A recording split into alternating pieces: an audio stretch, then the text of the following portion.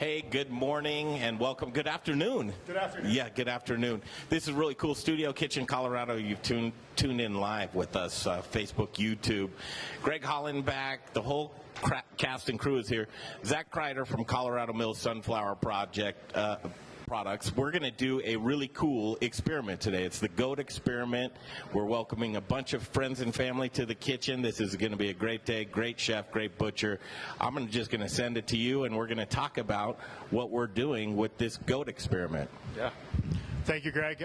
So if everybody remembers January of 2019, about a year ago, we had 2 lambs in here. Actually, that was the first kind of big project that we kicked off with our company, with the Modern Eater, and a really cool kind of just rolling of projects of animals coming in here, which has been pretty neat. So this time we have 3 goats raised by local youth out of Wiley, Colorado, down by Lamar. Is where these animals were raised. So the family's here today. So we're bringing everybody full circle from the goats to the ones raising them with our feed, Colorado Mills feed, Chef Justin Brunson, and a group of culinarians and foodies that we're going to get some feedback from of what the feed does to the taste of your animals. So you are what you eat. We keep talking about that. You are what you eat, what your food eats. And today is really putting it front and center. So we have a Colorado Mills sunflower-fed goat. This one is a goat that was raised on a grain soy ration. And then down line is actually another Colorado Mills goat that was raised on our performance goat feed. So it's about half sunflowers with some corn, some soy, and some wheat midds in it also. But this one is going to be the fun test here. This is pure sunflower seeds, sunflower meal, nothing else there. So you are what you eat, what your food eats. We're going to really get a fun taste of these animals today. Yeah, let's throw it over to Justin Brunson and try to get his take on what he's seen. He's been working for the last hour and a half, sweating over here, cutting up animals, getting this thing ready to go. Awesome. Hi, everybody. I'm Justin Brunson from River Bear American Meats, local chef, butcher, amateur comedian. But I'm excited to be here today. It was a lot of fun. So I did a little pre-breakdown so you guys just didn't have to watch me sweat and grunt and swear the whole time. So we butchered these 2 already. The 100% sunflower fed, and then the performance grain sunflower grain mix. We butchered these 2 animals earlier. They're the same breeds, which is a boar, B-O-E-R, boar goat, which is a meat goat. It's a big white goat with a red head, and these are all males.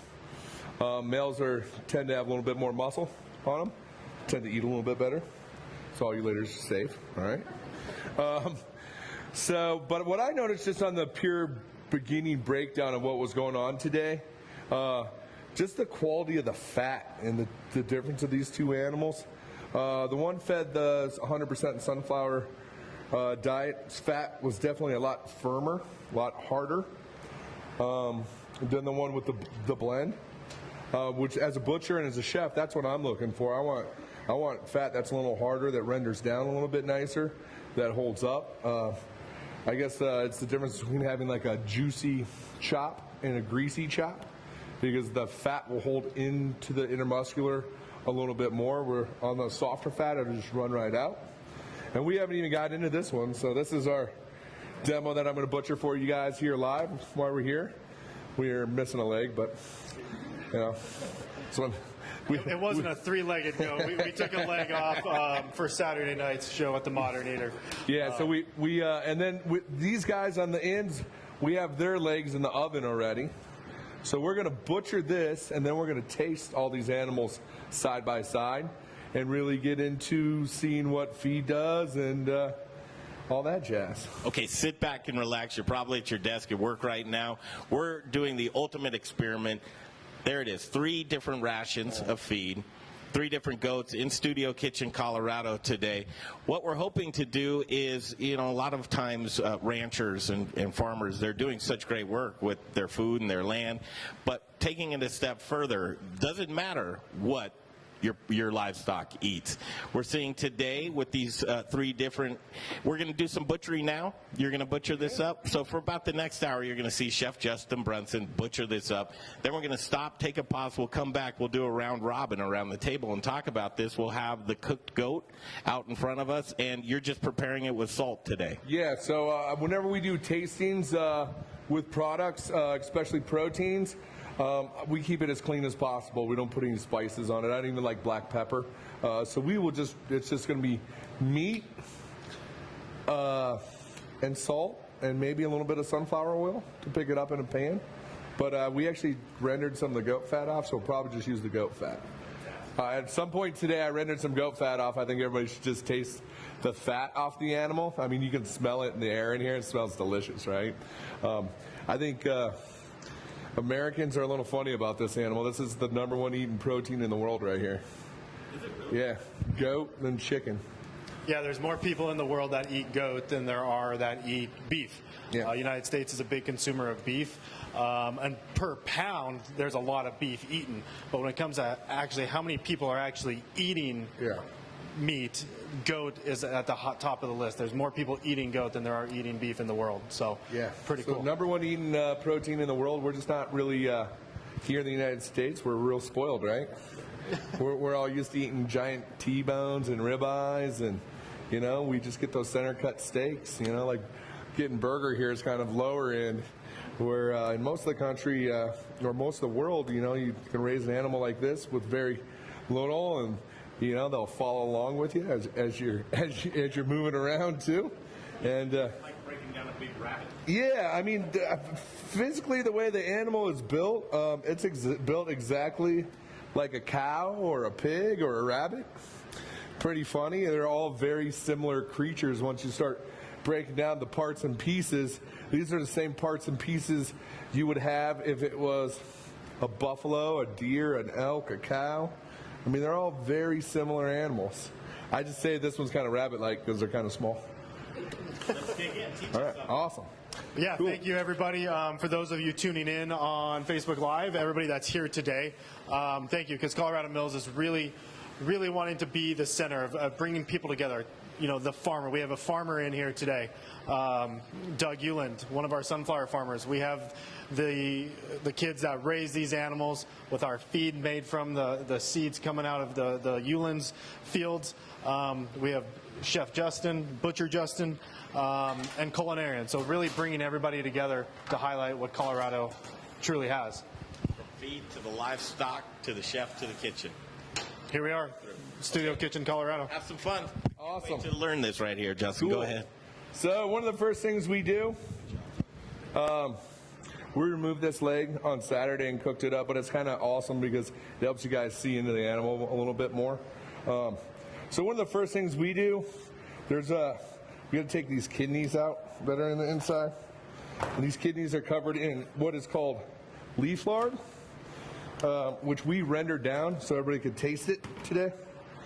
But this is actually what protects the kidneys. So we want to get that out of the way and expose some of the meat in here. Just like I said, lots of grunting, sweating. It's a physical job.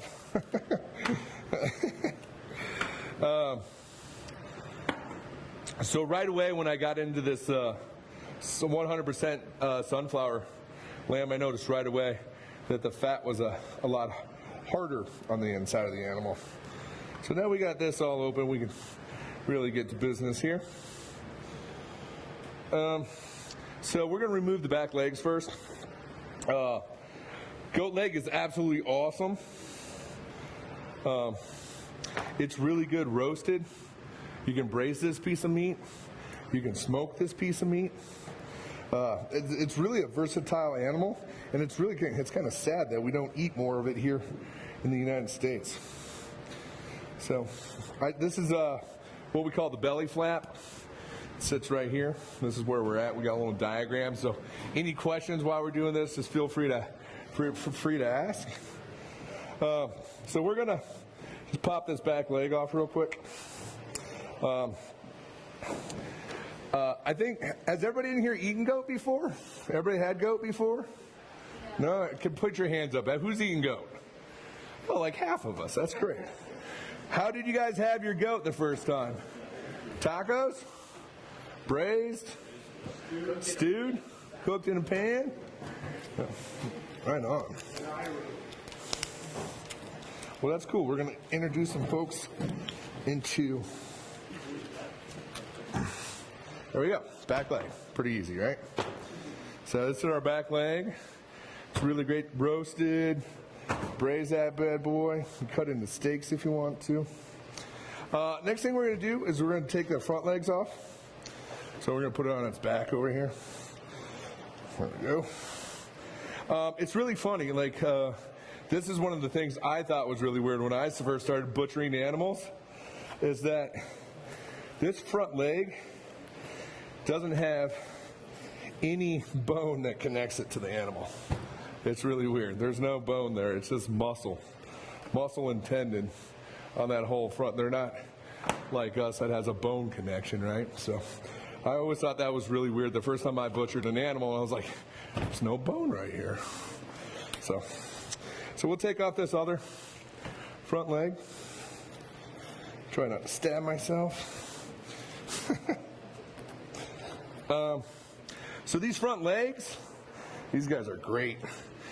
These are really good. You can make, what I would do with these, you can roast them, you can braise them, you can grind them up, make goat sausage, you can make goat salami, you can grind them up and have goat burgers. Really, really flavorful pieces of meat. These two of the most flavorful pieces of meat on the whole animal. Any muscle that gets worked a lot tastes really a lot goatier or beefier or porkier, or if you think about chicken, you think about a chicken breast, think about a chicken thigh, and you're like, yeah, now that's some good eating, right? So they have a lot more intermuscular fat. They have a lot more fat. They're worked a little bit more, but muscles like that need to be cooked a little bit longer. So cool. I'm gonna take the belly flap off this side too, real quick. So there's the belly flap. There's one on each side of the animal here. I'm gonna take these bad boys off. Those are our belly flaps. This piece right here, you can put in your grind. You can stew this. You can make goat bacon if you wanted to. Pretty fun little piece of meat right there.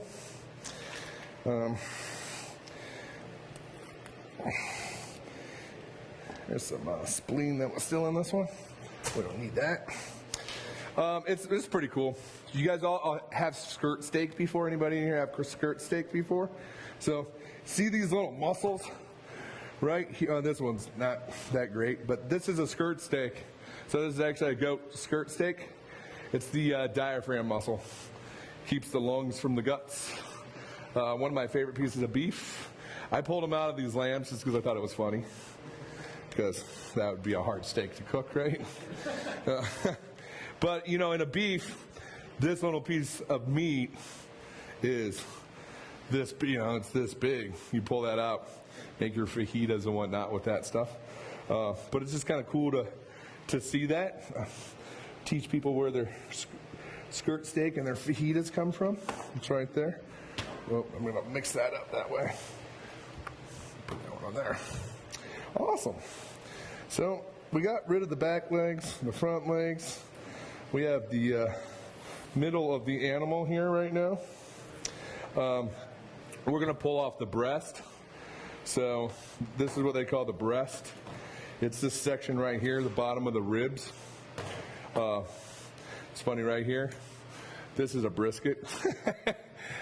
We used to see beef briskets like this, but a brisket is the pectoral muscle of the animal.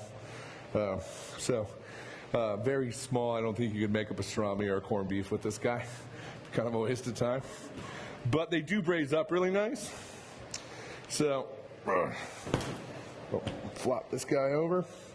We're just going to make a line right down here where we're going to follow down. Wipe some of this fat off my hands so I don't slip and stab myself. Cool.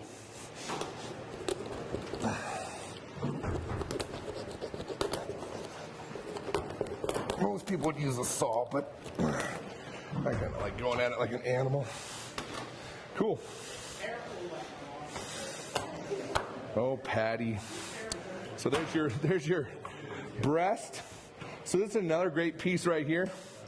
There's a few things we can do. I might pull some ribs off this and we can grill up the ribs. But you braise this whole thing, pull it. Makes a great stew because you got the bones in there too, right? So we'll do the same thing on this side.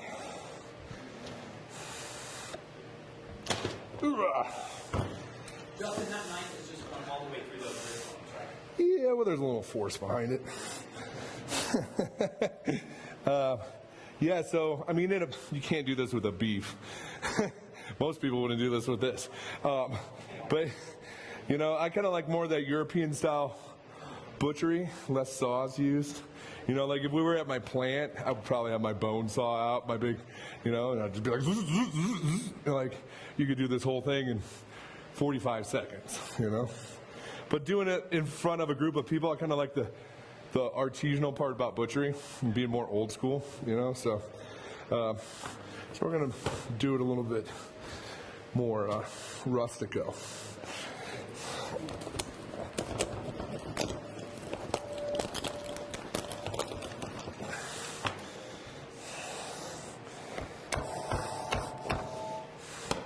Get around on this guy. Try not. There we go. There's your other breast. So we got the two breasts off right now. Now we're gonna flip this guy over right here. And we're gonna pop off the sirloin. So here's the sirloin. The legs attached to this bad boy. This is the actual sirloin. So this is a great another piece to grill up or roast up. Of course, you want to save all your bones and make stock and stuff with them. So we're going to pull this guy off right now. It's pretty simple. All the butchery is pretty much done with just joints and knowing where to put your knife. Maybe using a little muscle too. So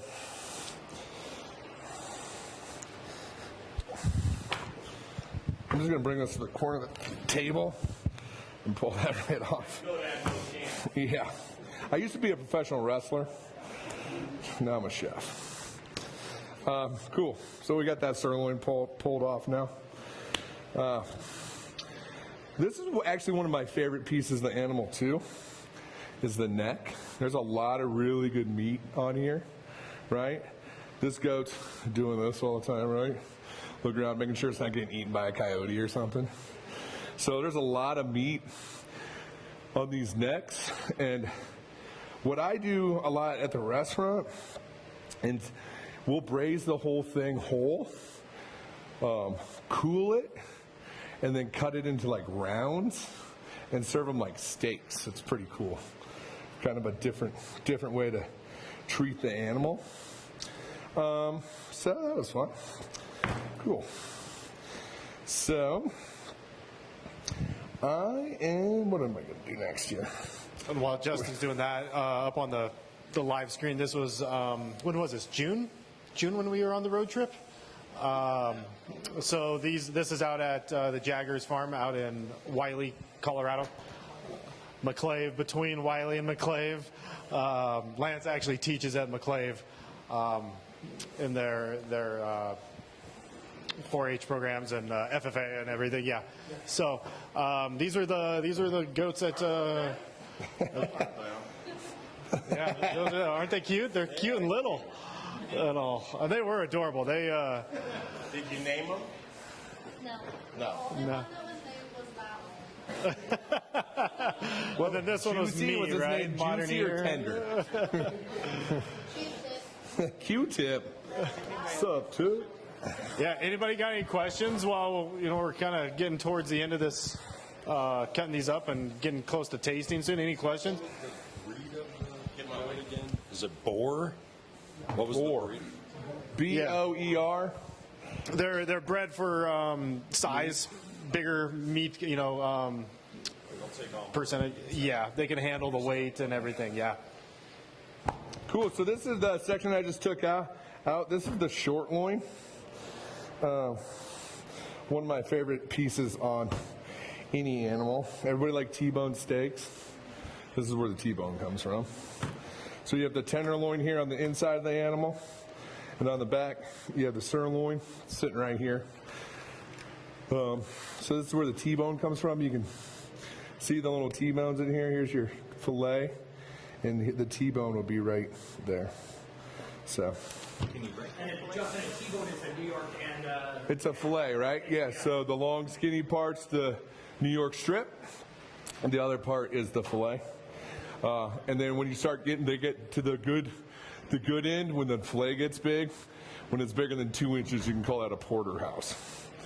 So yeah, we pulled that out of there now. Now we'll get down to this guy. I like to break this between the 5th and the 6th rib to take our rack off. That's what we're going to do. So I'm not very good at counting, so I have to count twice. Big believer of that. So 1, 2, 3, 4, 5. 1, 2, 3, 4, 5.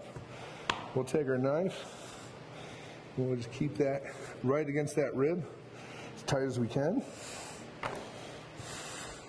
We'll do it on this side too. So 1, 2, 3, 4, 5. 1, 2, 3, 4, 5. And Justin, when butchering, you have to decide which cut you want at the beginning, right? Yeah, 100%. Lose some of those cuts Yeah. if you decide to go one way. 100%, yeah. So I mean, this is kind of more of like a European style breakdown right now. The American would be done a little bit different. I'm a European trained butcher though, so this is how I prefer to do it. I love these cuts. I also do a lot of charcuterie. So you do different cuts to make charcuterie than you would just to have a retail case. So this is definitely more European style breakdown, but that's how I was trained, so that's how I do it.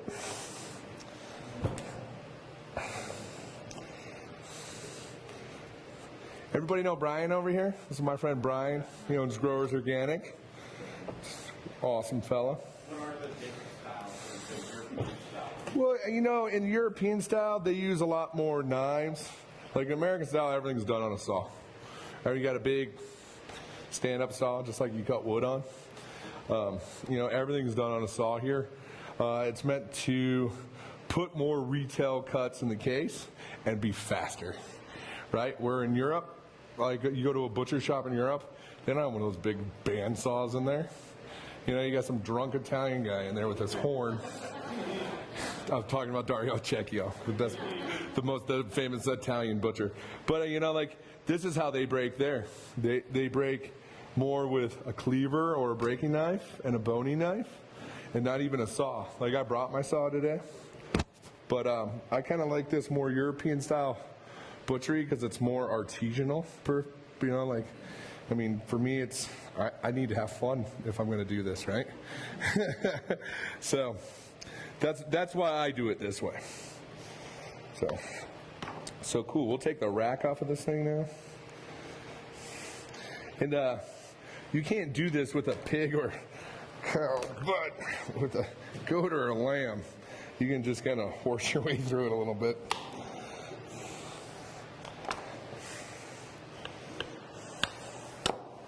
Cool.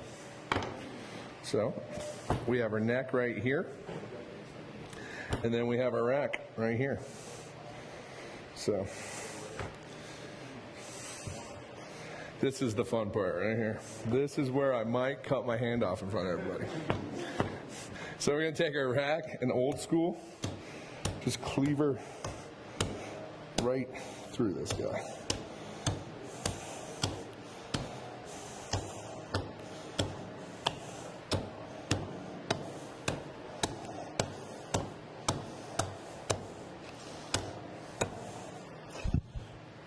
Ouch, no. All right, cool. So then now we have you our didn't- 2 racks. You didn't cut your hand off. But I No, have a few thank God. questions. Yes. So there's a few statistics out there. 1 in 10 goats raised in Colorado stay in Colorado. The rest leave. Wow. Do you think we're going to start seeing more goat and more of them stay and end up on menus? I mean, or is we've it definitely seen a surge in goat meat on menus in the last few years here. it's an uptick of a trend? It's coming around. People are getting the idea. You see it. I mean, you always see it in a lot of Mexican restaurants here. You always see goat tacos, right? The traditional, the original barbacoa is always made with goat, right? In Mexico. Here in the United States, we make it with beef, right? I think as water becomes more sparse, these animals are a little easier to grow. I mean, you can get this thing at full butcher weight. I mean, I'm gonna reach out to the farmer here. I've never grown a goat, but how much more sustainable is this animal to grow than a cow? We typically say in agriculture that you can run 4 head of goats or lambs or full-size goats or sheep to 1 head of cattle. Right. So we do know they're smaller animals, and probably we're getting the same amount of meat, but you can run more there. As far as finishing that animal out to a specific weight that's a marketable weight that has plenty of cover, plenty of finish, plenty of fat, that does happen in a much shorter time frame. We usually kid our does out in January, and then those animals will be ready. Those January-born kids will be ready for market somewhere around the first part of August. So we were at 6 months there? Yep. Yeah, 6 to 7 months? Yeah, versus cattle is much longer, but it's a much larger animal, too. Yeah, much larger animal. So, I mean, during that, you're going to need way more feed, which is going to need more water for the feed to grow. The animals are going to need more water. And we live in a state that doesn't have a lot of water. And people start talking about sustainability. It was funny, I actually just did a article with Culture Magazine earlier today, and it was about sustainability of meat, and they're like, well, when you start talking about sustainability, what are you talking about? And I was like, I think my biggest thing is like, why are we trying to raise animals where they shouldn't be grown, Well, and I would also add to that, because we have a lot of cattle producers, and I'm an agriculture teacher, so I have a lot of students that raise a lot of different animals, but goats will eat things, and not tin cans, by the way, but they will eat things that cattle won't. So if you'll do a dual grazing type situation, you're getting the best use of the land, and you're actually making the land better. Yeah. So why not, right? Yeah, no, 100%. I mean, it's funny, we live here in Colorado, and everybody's like, oh, this is beef country, this is beef country. And I was like, I grew up in Iowa. So look at the grass here all year long. It's brown, right? You go back to the Midwest where there's plenty of rainfall. The grass is greener. There's higher nutrients in that grass, correct? The animals are going to grow faster. They're going to taste better, I feel. Am I wrong there as an agricultural teacher? I'm a Colorado native, so I would probably argue with you a little bit. So as an ag teacher, and we do a lot of range science, yes, they grow way more tons of grass and corn and a lot of other things in Iowa. Things are tougher out here. Yeah. So they have a little more nutritive value. So your relatively available feed, the amount that's going to be able to allow that animal to grow, gain weight, sustain a pregnancy, those kind of things, they'll consume less pounds for the same amount of feed value than they would on the taller grasses that you would see back east. Okay. Not that one's better than the other. They just have more rain than we do. No, that's great. I mean, and being a chef in Colorado, trust me, I would love just to use all Colorado-grown products. I mean, if that was an option, if I could go all Colorado, we do pretty heavily at Old Major, but in the meat processing business, I can't do that. There's no way I could be like, I need 8,000 pounds of pork bellies this week from anybody here in Colorado. So we'd love to support our local farmers and ranchers and 4-H kids. It's pretty awesome, man. Cool. So we got our racks that we popped out of here. Now we can take these racks and pop them all the way down to these chops now, which we'll do. So we'll compare here with, so this is the grain soy goat that he's cutting up now. So we'll actually come in and look at these side by side now that we got a nice comparison. Look for marbling, look for color of the meat, color of the fat. And then here soon we'll be tasting them. So we'll peel this cap off of this thing. It's funny. Everybody always asks me what to do with this thing. Just use it to oil your grill. That's pretty much what it's good for. Cool. So now we're down into our chops here. I'm going to cut these as doubles just so they don't overcook when we cook them. We start cutting these little goat chops into single pops. It's really hard to get any meat on the outside of it. So I just use this guy and get it right down to the bone here and pop it once or twice. This thing's getting a little dull after doing 3 animals. Cool. And we'll just use our other knife to come right through and clean it up. I really like, on these type of animals, I really like the shoulders. I like the braising meats personally. I just think they got a little more flavor. A little bit more flavor in them. Everybody always wants these fancy center cuts. I kind of like the stuff that everybody else doesn't want. That's kind of my MO. Like, I like on the turkey, I'm the bone picker. I'm the guy that cuts the turkey up and sitting there eating off the bones, right? So. Are we being ambitious to think that we're going to take this goat and just do a taste test of just salt, just in a pan? No, I mean, because you said you loved it braised, right? Yeah, we didn't do take a little braised time. Today. We didn't have the time for that, but we did take the back legs off a couple of these guys. Perfect. We did take the back legs off a couple of these guys, and we got those in the oven. So I think we're at the portion of the day where we could start. I'm gonna peel off some loins off a couple of these, and we're gonna start cooking side by side some stuff. Fantastic. Cool. You guys ready for that? Yeah. That's the grain. Nice cut one. Here's this one. Perfect. Hey, Zach, this might be a question for Lance, but when it comes to protein, one of the things that Justin's working with Jean down at the rabbit farm, and one of the things she touts is the amount of protein per pound in this animal. Have you done any studies on that, Lance, to find out the amount of protein per pound that's coming off of these and how that fits into our food system? I'll be honest with you, I have not. I know that goat tends to be a lot leaner meat, and with that leanness probably does come a higher value of protein, but I would probably be misspeaking to you if I told you an amount or what it compared to. I don't know that answer. I think it'd be interesting to find out, just because in 6 months that it's taking you to raise this versus the minimum of 9 for a cow, and even longer. You know, we've got some farmers that are doing a 9-month. I think, Doug, some of your family's doing a 9-month program raising cattle, right? Yeah. I believe that's your nephew's doing that program. And so I got to say, at 6 months to have a full animal, I would think that the amount of protein and the amount of waste that's going back, things like water and feed, like what we all talk about, is much higher than other animals. Sure. It's really hard to compare animal to animal because just a size difference between cattle and goats.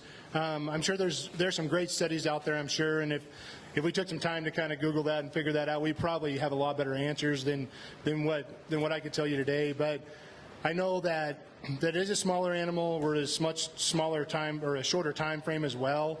But I'd be curious to see what the protein percentage compared to a regular beef-fed animal is. You know, even the ones that Hunter are doing. Actually, his nephew Hunter was one of my ag students a long time ago when I taught needs. So great connections here. But with what Hunter has going on up there and what we have going here with the goats, what a great test to have.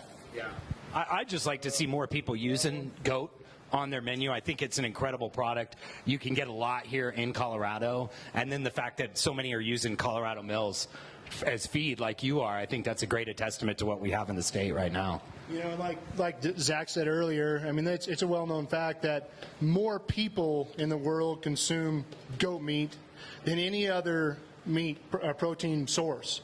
As far as meat is concerned, I would also say that more people eat there's more pounds of beef consumed than any other meat. So it's kind of confusing there, right? So more people eat goat, but more pounds of beef are eaten. And I think that's probably because we just haven't had, meat. These boar goats were imported from from Africa. They're African boar goats, and they were imported in the 90s. So such a young breed in our country. Whenever you look at Angus cattle that came in the 1800s, it's just something people are going to have to develop a taste for. Obviously, good stuff. What it tastes like and what it should taste like, and just develop a love and relationship with it.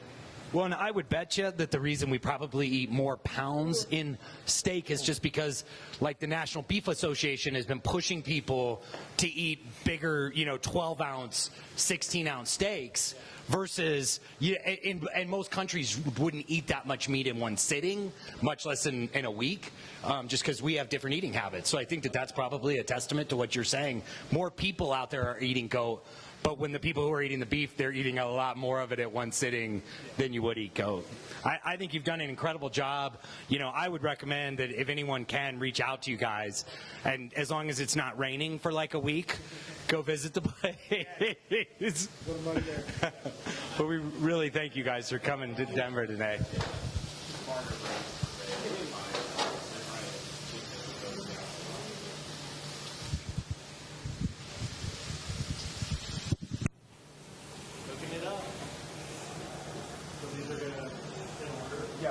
Yep. Yep. Yellow, red, white. I'll help you start them. You start getting them. I'll help you get them off. Whoa, hey. Hey, I got this guy to go into that one if you want.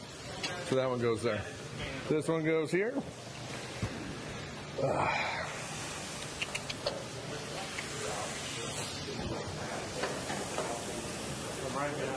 Yeah, you're fine.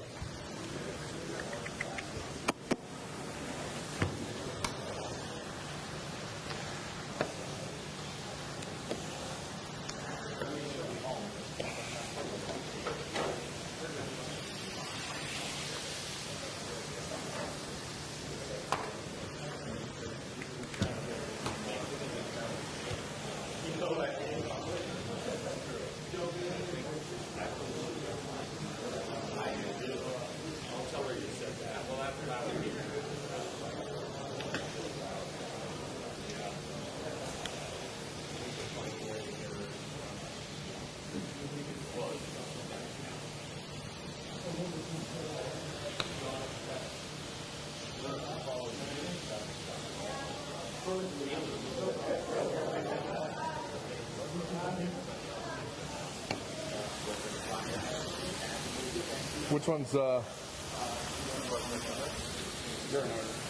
they're in order from which one? Cool. This one goes in this pan, just so you know. Yeah. Yellow is sunflower. Clear is sunflower. Red is grain soy. And then the white is the performance goat. So it is very.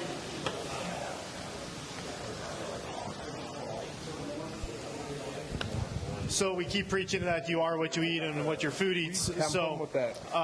Looking for 204. The sunflower won't necessarily produce such a gamey animal. When we did the lamb test a year ago, the grain-fed lamb was very mutton tasting. The sunflower lamb did not have that taste to it. So we're hoping to see the same thing here today. So as we're doing this, we'll keep them separate as we're serving them. Yellow being sunflower, the plates will kind of designate. The red being grain, and then white being our performance goat, which is about 50% sunflowers, and then the rest of the 50% up is made up with corn, cottonseed hulls, or not cottonseed, sorry, soy hulls and wheat mids. So you may get a little bit of gaminess out of the performance goat, but the sunflower should probably be pretty mild, but we don't know. Hold me that white bowl. That white bowl right there? The bowl with the, yeah.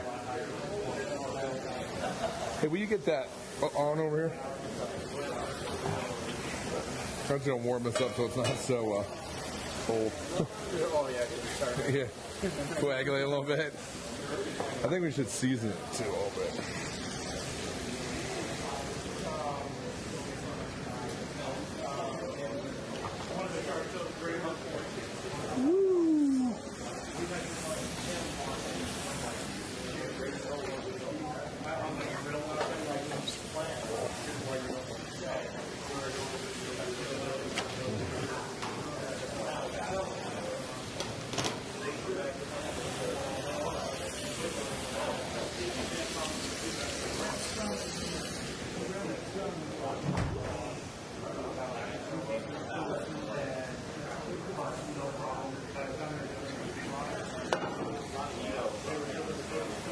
right behind you. The amount of money. I mean, so actually, this is you would say, I haven't asked about it. You guys want to just try the fat? So this is just rendered goat fat right here. If anybody wants to take a spoon, I think it's kind of a fun way. Yeah, so we took that goat and this goat and rendered the fat together. No soy. So no soy in this, yes. There's 100% this is no soy. But I think it's a kind of a good way to introduce yourself to what a goat tastes like and the flavor. You could smell it in here. It tastes very similar to, you throw your dirties in here. What makes the company like that? What's up, Chef? You good? It's goaty, but it's good, right? It's not super gamey, right? I love it. I like that. I mean, I grew up, hunting and fishing, eating a lot of game meat, so I like those flavors a lot. It's good, right? Use some on your hands for lotion. Everybody got chapped lips? It works good for that, right? What's up, bro? Good, man. How are you? Did I just rub my face on your apron? Is it gross? I can't see past here, so. Oh, yeah. Well, yeah. I'll take them back. I'll take them back. This green, right, and then this one. Okay.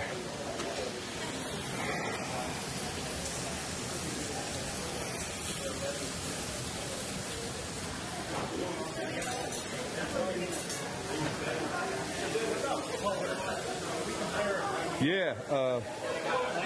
Yeah. Well, yeah. Let's do. Yeah. Right there. These two are the same. It's just funny. This is a bigger animal too. I mean, it's. This one yielded a bigger carcass. Carcass? Yeah, it is. It's fatter. It looks like it's got more muscle or meat on it as well. Yeah, we got the numbers. So I mean, there's not a huge color. Yeah, there is. On this side, there is. So, folks, if you want to take a look here, this is the 100% sunflower diet, and this is your conventional diet right here with here. Here, you guys hand those around. It's a little lighter. The meat's a little lighter. The fat's a lot whiter and it's a lot harder. And the fat has a higher melting temperature too. This is what I noticed.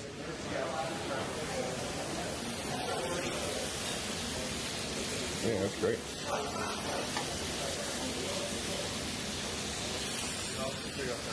Yeah, you can just set that here. Will you hand me that cutting board right there? Can I have that cutting board, that clean one? So much meat around here. There we go. Awesome.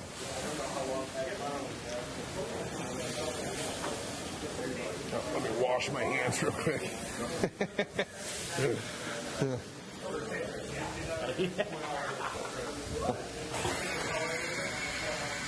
Justin, what's in this little bowl? What? What's in that little bowl? It's just fat. Just take a little spoonful. Taste the animal. Ooh.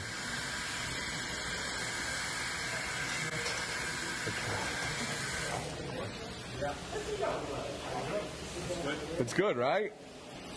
It's kind of a good introduction to goat, I feel like. Hey, what's up, bro? Good, man. How are you today? Ooh. Cedar Rapids? All right. There's this clean knife.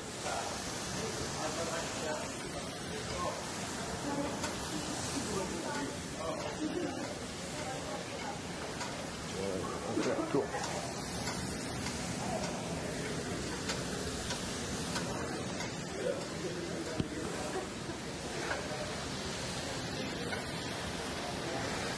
Sorry. Ooh. These first ones are. This one? Okay, cool. That pig? That pig goat pig? Alrighty. Raw stuff went in there. So we're going to get these all cooked up and taste them kind of side by side. I think that'll be a fun way to do it for everybody.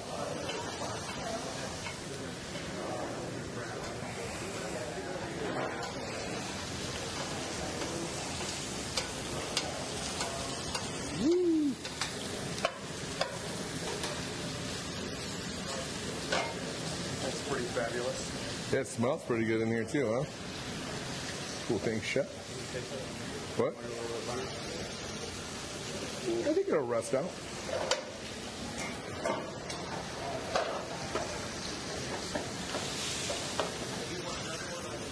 So you guys eat goat all the time at your house? Sorry, well, Lance, do you guys eat goat at your house a lot? So,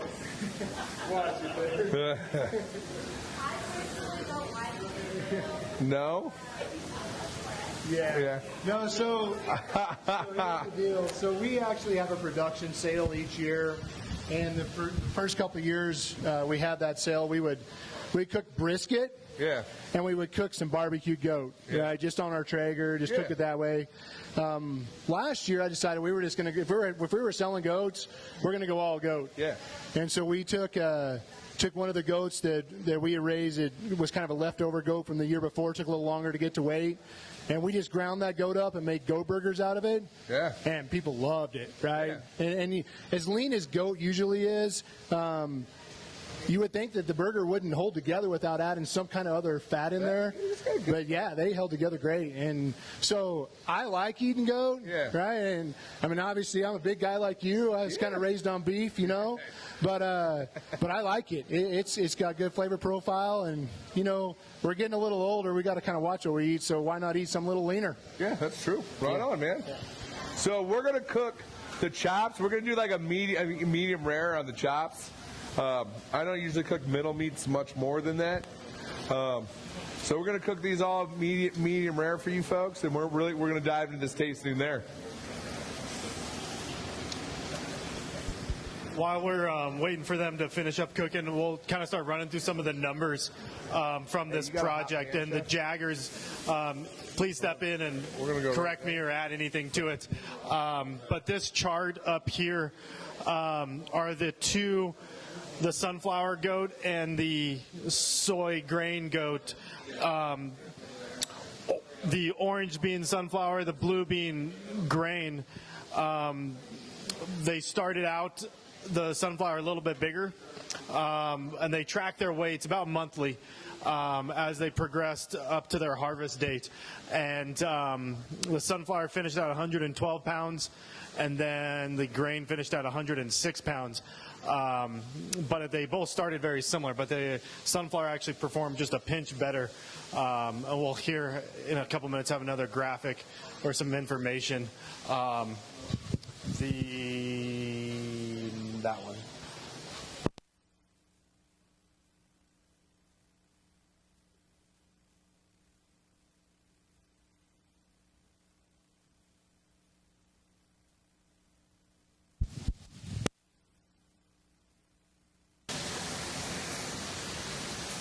So we're going to let these guys catch up and rest. How many days were they Dano?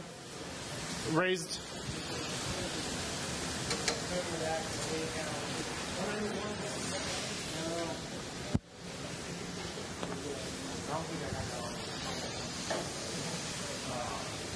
So here's the numbers on how many pounds of feed they're fed, their carcass percentage, their yield, what they yielded. So they are actually fed the exact same amount of feed. Instead of just letting them eat as much as they can eat until they get full and cut them off, we actually fed them the exact same to be able to really track what that feed is doing. Chef? So on the plate, 491 pounds for each animal. One gained 66 pounds and one gained 68.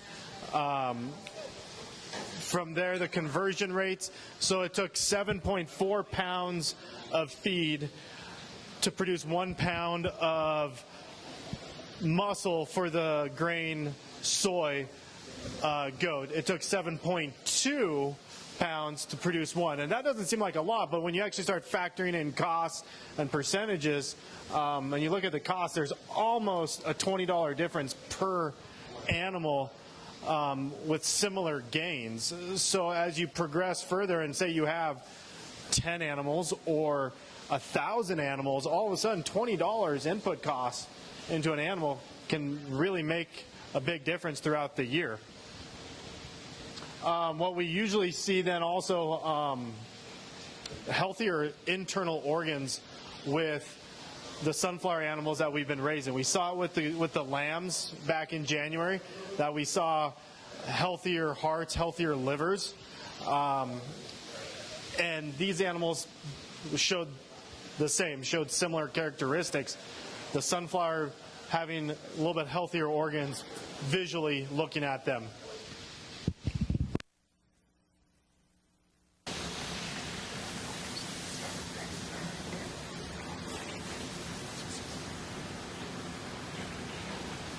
$30 people. Perfect. I can make this happen. And you can do this, Brunson. What we contribute the healthiness of those animals to, and it even shows into their hide and their hair. I had a good conversation with Lance the other day that when we saw the same thing with the lambs that we did about a year ago, was the hair on the lambs was much softer, wasn't as coarse. Same thing with these ones. You want to lay out? And what Colorado Mills is contributing this to is what a lot of you know us as a sunflower oil company, but the way we produce our feed. So there's two ways to extract oil from a feed. There's solvent extraction and there's expeller press. Solvent extraction takes all of that oil out of the feed. And then you have to put oil back in. You have to put fat back into the feed for that animal. When you expeller press like we do, you crush the seeds and you can't get it all out. So there's actual oil still in the seed or in the meal, and it's actually in the fiber. So that animal is actually forced to digest that fat instead of potentially just kick it out the back end as waste. So that fat, that monounsaturated sunflower oil that is in the meal, is digested and goes straight to the muscle. Monounsaturated fats, which Colorado Mills is heavy in, we average 86% monounsaturated fat. That's 4% higher than standard high oleic sunflower oil, and it's much higher than all these other fats, other oils that you see here, the green column. So we are 86% monounsaturated fat. Puts marbling in the muscle before it puts external fat on that animal. So you get juicier cuts, healthier animals without making them obese. Zach, one thing I think you should mention to everyone too is the lack of extra ingredients that you guys put in your oil. One of the things that I was talking with the chef the other day about is I convinced him to do a taste test of your oil where he would taste your oil because I said there's no other ingredients. When I tried to get him to do a taste of one of your competitors' oils, he asked me, "What is this anti-foaming agent?" And he wouldn't taste the other oil straight up because it had an extra ingredient in it. Yeah, hey, if everybody wants to come up and grab some food, I'll keep chatting. Please get a few cuts, give them a try, come back for more. And then I actually have some little sample feedback forms and everything. But back to Brian's discussion, the oil industry has additives, and it's extracted through chemicals and solvent, and that directly affects your animals and the performance of the animals, their health, their reproductive systems, and from there it directly affects muscle and meat, and where Colorado Mills, on the oil production side, it's expeller press. There's no additives. There's no extra ingredients. And that directly relates to our feed process also, because we started out as a feed company that wanted to make higher quality feed for our animals in the area. And eventually we became an oil company. So we were a feed company first, trying to produce the highest, healthiest quality of feed. And then we became an oil company second.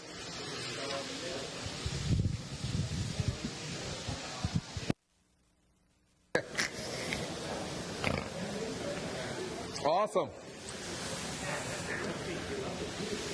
What's everybody think about that goat? It's tasty, right? Yes. Take this chain off of this one. So yeah, that was their what they call their performance feed. So it's sunflower, soy, and wheat middles. Yes, it has wheat mix, probably 60% sun meal. Okay. Wheat mix, a little bit of corn in it. Okay.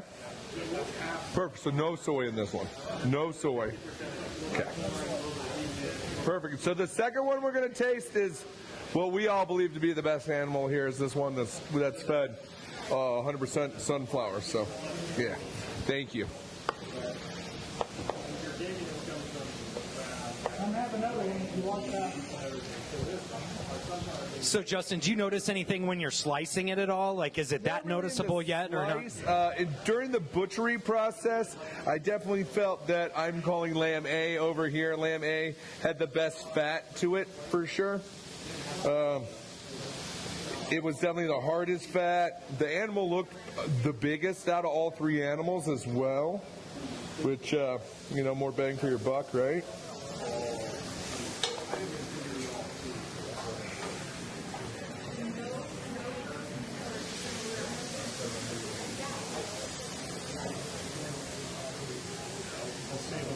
Oh, you can save the plate.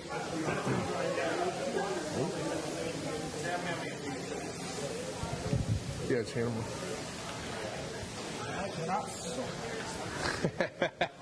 This is the Colorado Mills pure feed. You're going to be working at the front of the house today, huh? We're hiring servers that don't major if you need another job. Yeah?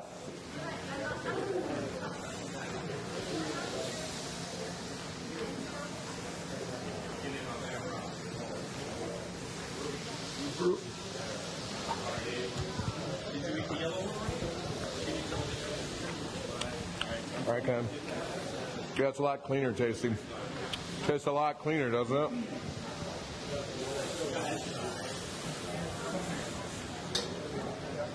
I would say, Justin, it seemed a little more cooked, a little higher temp, meaning like it was more of a medium rare than a rare. Totally. But it was way tenderer. More tender? More tender, not yeah. as much of that gamey, funky flavor? Than the first one, yeah. Way more tender, isn't it? Yeah. And what's that one you said? So this is pure Colorado Mills. On the yellow plate, you're going to find the pure Colorado Mills oil. The first one was their performance blend, or feed, sorry. Yeah, their first one was their performance blend that added some soy and some other products to it. Soy, corn, and wheat.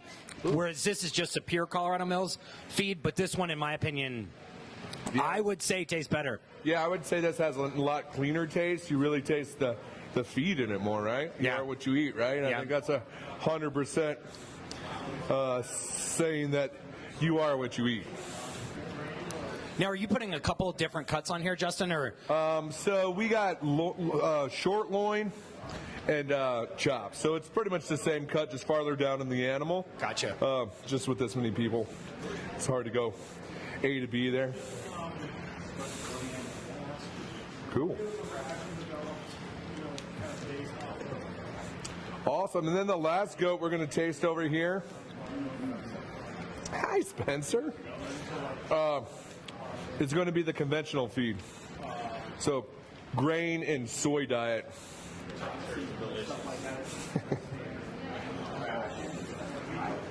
Cool. Put those on there. We're good to go. I'm sorry, Chef. Right. So this one looks a little more rare. I want to try this one. Perfect. Wow. That tastes really good. You did a great job on this, Justin. Yeah, this is just bad butchery. All right, here we go. We'll do it this way on this one. Ooh, nice cook, Michael.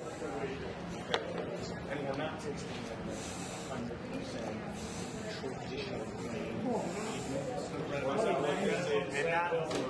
and traditionally those are more gamey,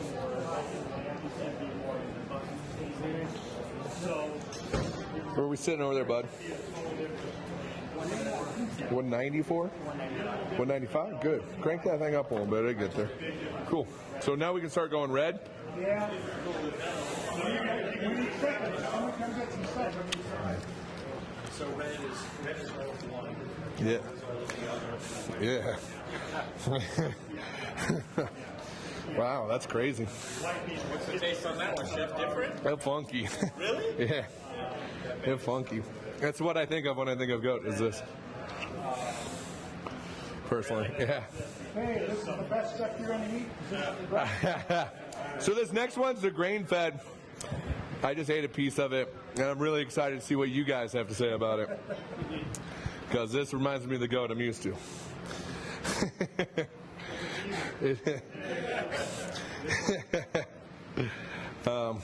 Raised on pop cans. Yeah, this one was fed.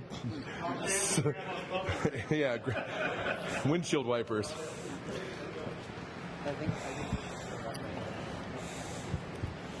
Did you get a taste of all of them? Make it get out there and taste them all.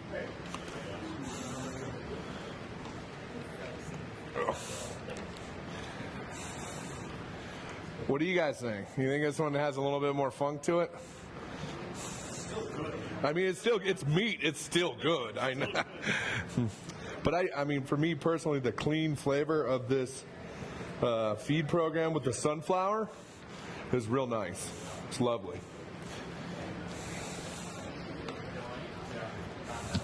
My like second, third chomp bite into the red, I could really all of a sudden get the Cool. Oh yeah, these two. big got a little bit of fat in there. I haven't tried this one yet. That one just needs a little bit more love. I would bet you that I can do like this. This one needs a little bit more of that one too. I can totally. So do we have samples for each one? Yes. White and yellow and red. Justin, that's a pretty slick knife you've got there. I like that. Oh yeah, I got this from my friend Alon over at Element Knife Company. Nice, nice. Oh, look at who's in the crowd.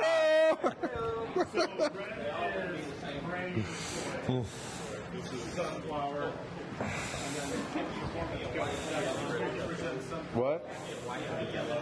We can just hold those back for, I think. Yeah. I just didn't know if there was going to be enough. No, there is.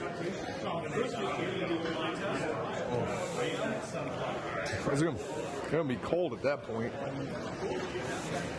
What's up, bro? Mighty fib.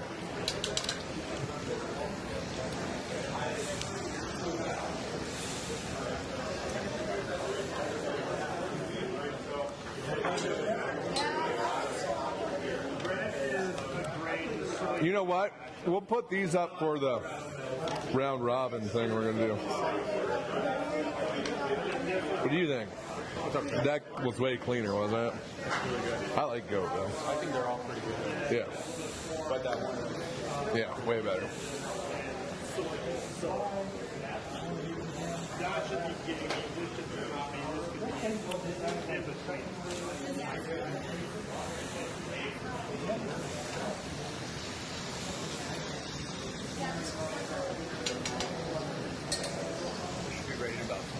Yeah? Cool. Hey, Greg.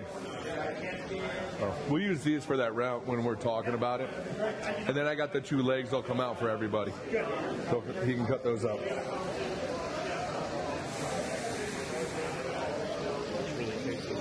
What? With the salt, just with the salt? Yeah, it's real funky and gamey. I like it, yeah. Cool.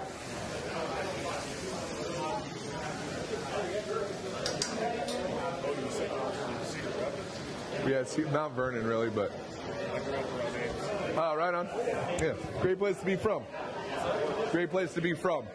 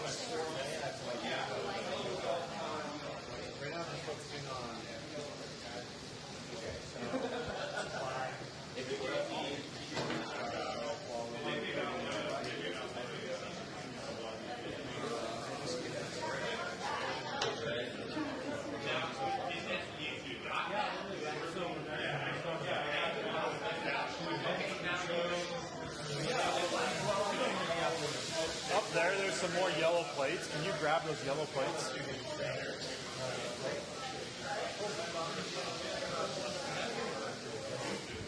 So if you're just tuning in, this is Colorado Mills Sunflower Products Goat Tasting with Chef Justin Brunson from River Bear American Meats. 3 different goats, 3 different feeds, 3 different tastes.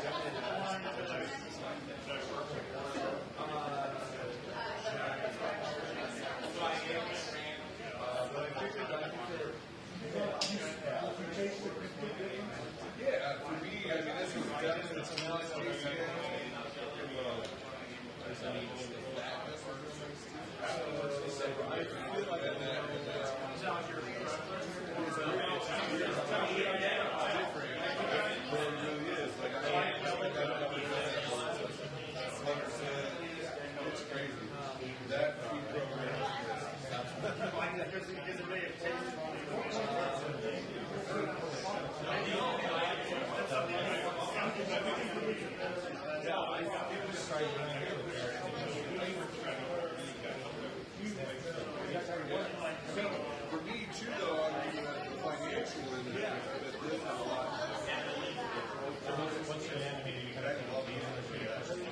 So I definitely say the last year,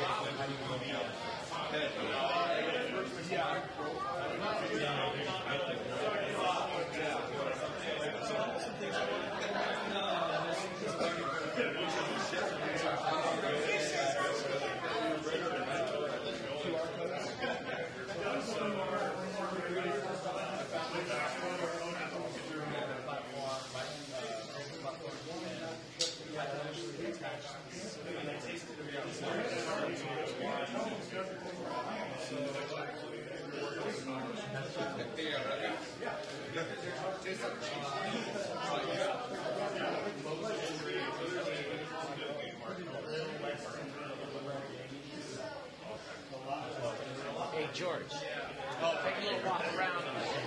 Take a little walk around. Wait. Get people to interact with you a little bit.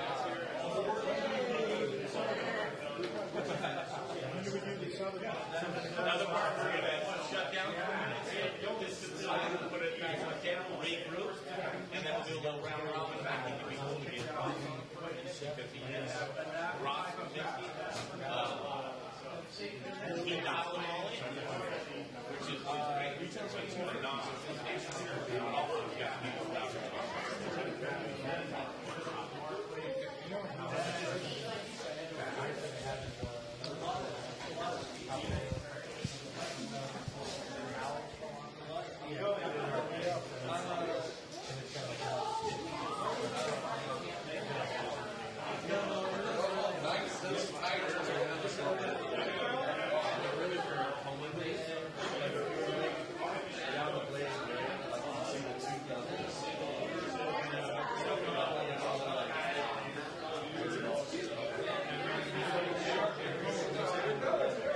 Hey, Tony. And Dan.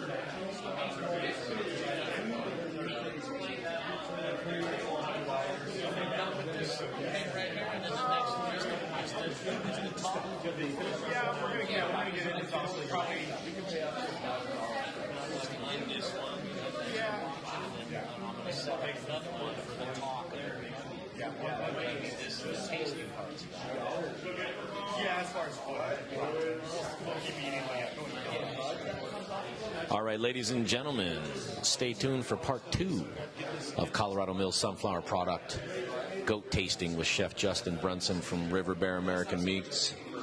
Special thanks to Jagger Livestock for the delicious goat. We'll see you in just a few minutes.